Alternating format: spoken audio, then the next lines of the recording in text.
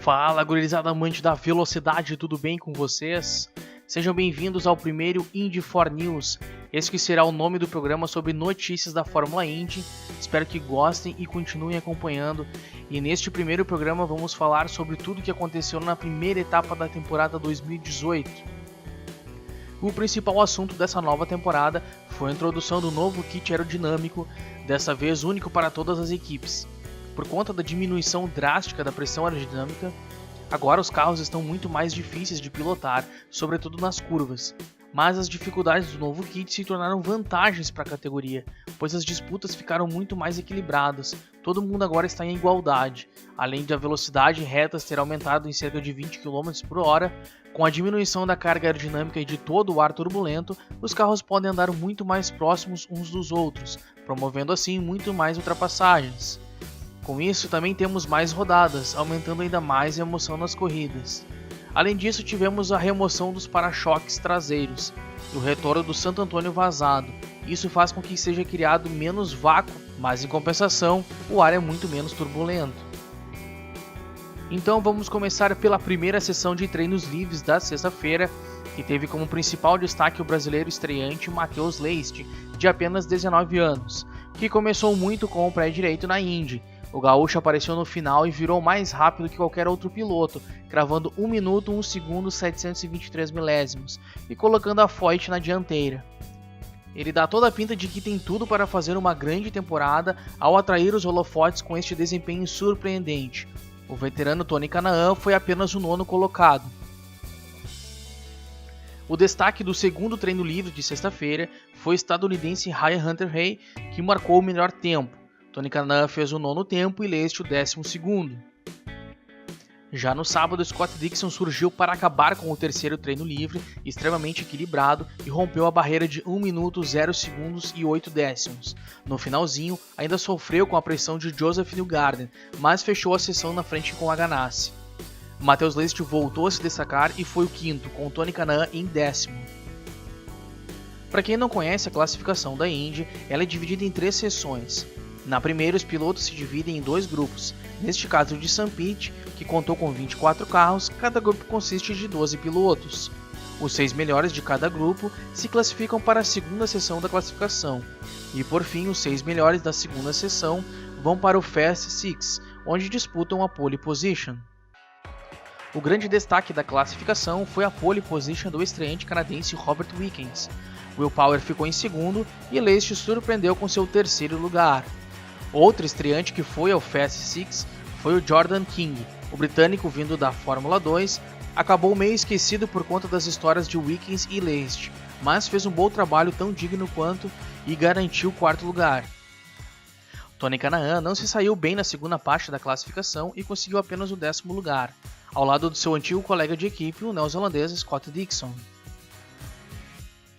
Na transmissão americana, Hélio Castro Neves foi o comentarista e também foi o convidado para dar a ordem aos pilotos para ligarem seus motores. Ele também foi homenageado pelo Newgarden, que estampou o nome Hélio na viseira de seu capacete. A transmissão brasileira teve a narração de Eduardo Vaz, com os comentários de Felipe Giafone. A primeira corrida da Indy de 2018 foi definida por erros dos pilotos, que se tornaram mais frequentes. Seguindo essa tendência, a expectativa é de que o ano tenha corridas malucas e resultados estranhos, consequência do novo carro da categoria. Não tivemos maiores incidentes na largada, mas ainda na primeira volta, Will Power freou para não tocar em Wickens e acabou com a traseira no muro após uma rodada. Ele conseguiu voltar à pista, mas teve sua corrida completamente comprometida. Outro incidente no início da prova foi a rodada de Tony Kanaan após se chocar com o estreante Zach Witt. Na relargada, mais um acidente, desta vez causada por Graham Rahal. Matheus Leist, que teve problemas com a embreagem ainda no começo da prova, colide com o muro em seu retorno à pista. Scott Dixon também não conseguiu se conter e acertou em cheio a traseira do samurai voador Takuma Sato. A direção de prova não puniu o neozelandês, acreditando ser apenas um incidente de corrida.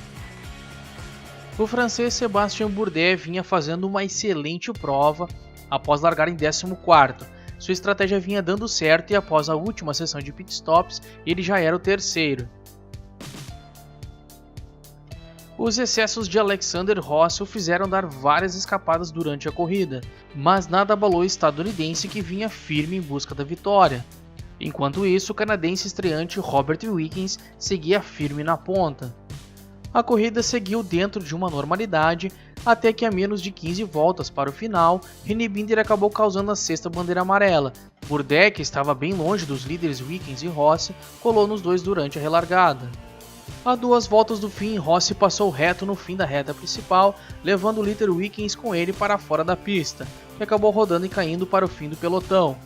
Quem riu por último foi Sébastien Bourdais. O francês estava conformado com o pódio, que já seria um belo feito para Dale Coyne, mas teve a vitória caindo no seu colo. Essa foi a 37ª vitória de Bourdais na categoria. Graham Rahal ficou com o segundo lugar e Alexander Rossi completou o pódio. A próxima etapa será realizada no dia 7 de abril no Oval de Phoenix em uma corrida noturna. O principal destaque da corrida foi o canadense Robert Wickens, que embora estreante já possui muita experiência com monopostos e também com a DTM. Além da pole position magistral, fez uma corrida sensacional liderando o maior número de voltas da prova, mas teve um trágico fim faltando 2 voltas para o final da corrida, quando foi atropelado pelo Alexander Rossi. Além dele, sua equipe, a Sam Schmidt, também merece os parabéns, pois fez um trabalho primoroso nos ajustes dos carros e na estratégia. Alexander Rossi foi outro piloto que estava sobrando na corrida. Cometeu grandes excessos, mas teve vários salves lindos, carro de lado e belas ultrapassagens. Mas sua agressividade insana levou ele de herói a vilão. No fim das contas, teve sorte e manteve a 3ª colocação.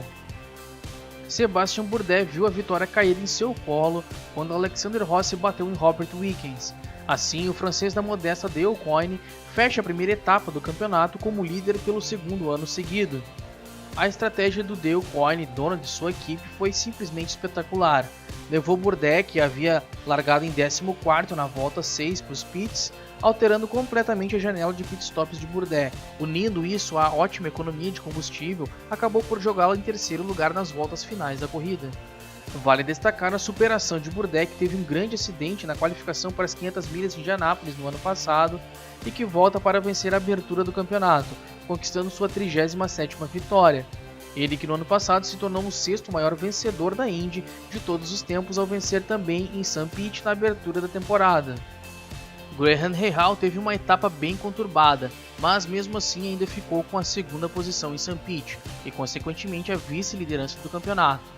James Hinchcliffe fez boa corrida e ficou com o 4º lugar, na frente de Ryan Hunter-Reay, que teve muitos altos e baixos. Scott Dixon, em jornada pouquíssimo inspirada, ainda salvou a 6ª colocação e fez seus primeiros 28 pontos.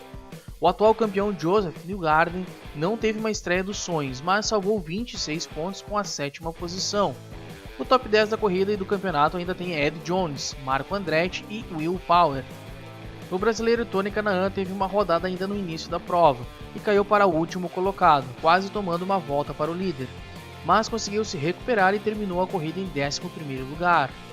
O brasileiro Matheus Leist largou em 3º e fez um excelente início de corrida, ganhando uma posição com o erro cometido pelo Power ainda no início da prova, mas logo caiu para a 4ª posição. Ainda na primeira parte da corrida, teve problemas na embreagem e a falta de potência com seu motor Chevy. Ele ficou travado na 3ª marcha e foi obrigado a voltar para o pit. Ele retornou na volta 25 para a corrida, mas acabou batendo no muro.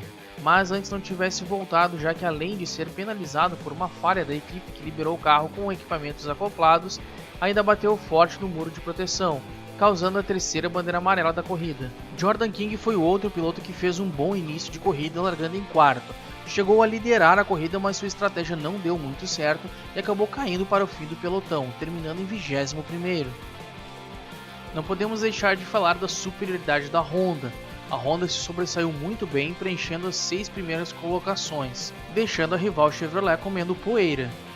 Dentre os destaques das equipes, a Dale Coyne surpreendeu todos conquistando a vitória.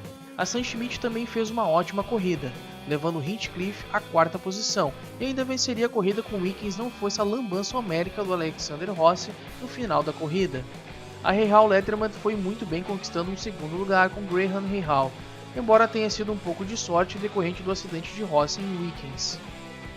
Outra equipe que foi uma surpresa em relação ao ano passado foi a Andretti Autosport, que conseguiu um terceiro lugar com Ross, que poderia ter ganho a corrida, e Hunter Hay em quinto. Também tivemos um fim de semana apagado dos dois maiores times da categoria, a Penske e a Ganassi, que tiveram um desempenho muito aquém do esperado com rodadas e acidentes. A Ganassi ainda conseguiu Scott Dixon em sexto com uma corrida bem discreta e Eddie Jones em oitavo também sem grandes feitos. A Penske foi ainda pior, com Neil Garden em sétimo, Will Power em décimo e Simon Pagenaud em 13º. Após a corrida, a classificação do campeonato ficou assim. Em primeiro lugar, Sebastian Bourdais com 51, seguido de Graham Rahal com 40 e Alexander Rossi com 36. Em quarto vem James Hinchcliffe com 32, seguido de Ryan Hunter-Reay com 31. A competitividade da Indy será ainda maior esse ano, pois a Indy é uma categoria onde os times fracos têm vez. Equipes fracas andando na frente com chances de vitória e equipes grandes ficando para trás do pelotão. A Indy está caminhando para ter uma de suas temporadas mais loucas. Com kits universais, o grid está embolado como poucas vezes se viu. Para se ter uma ideia do espetáculo, como disse o site motorsport.com, esta corrida teve 366 ultrapassagens, segundo a organização da categoria, apenas 69 menos ultrapassagens que na temporada da Fórmula 1 de 2017. Atenção, eu não estou falando de uma corrida e sim de uma temporada inteira da Fórmula 1. Este novo kit entrou para fazer história na categoria, aumentando drasticamente a quantidade de ultrapassagens, tornando as corridas muito mais emocionantes. Apenas no segundo dia oficial da categoria em 2018, St. Petersburg já deixou os fãs sem entender muita coisa. Aliás, parece ser essa a mensagem deixada pela Indy até agora. Não há lógica nos resultados e assim será por um bom tempo. É claro que uma mudança no ranking de força seria natural com o fim dos kits produzidos por Honda e Chevrolet, mas o que se viu na pré-temporada em Phoenix e o que se vê até agora em St. Pete é algo sem precedentes. A Indy simplesmente parece ter zerado seu ranking de forças. E isso não vale apenas para as equipes, mas também para os pilotos. De um lado, a Penske não conseguiu ainda ficar na frente das demais, quase que em nenhum momento. Do outro, a lanterna de 2017 AJ Foyt viu Matheus Leist liderar o primeiro treino livre e se classificar em terceiro. Realmente essa temporada pode entrar para a história como uma das mais disputadas de todos os tempos. Para finalizar, outra novidade que temos neste ano é a evolução do display que fica na lateral do Santo Antônio dos carros. Antes eram LEDs simples, poucos pontos em vermelho utilizados para marcar a posição da corrida e da classificação, bem como o tempo de parada no pit e se o push to pass está sendo utilizado. Agora ele é totalmente digital e colorido, podendo indicar se o motor do carro está desligado e até mostrar a bandeira do país de cada piloto. Eu achei particularmente sensacional essa inovação. Por este vídeo é isso, pessoal, espero que tenham gostado. Coloquem embaixo seus comentários sobre a abertura dessa grande temporada que se inicia. Eu vou deixar aqui um abraço para o Rafael Marinho, do grupo Indipédia, por ter contribuído pela elaboração da pauta deste programa. E também mandar um abraço para o João Estumano Neto, do IndyCarCast, por todo o apoio que tem me dado desde o início do canal. Se gostou, curta e compartilhe nas redes sociais, isso ajuda a divulgar o nosso canal. Quanto mais gente estiver acompanhando o nosso trabalho, mais vídeos estaremos trazendo para vocês. Um forte abraço para toda a comunidade indicariana e até o próximo programa. Indy Forever, o nosso canal da Indy.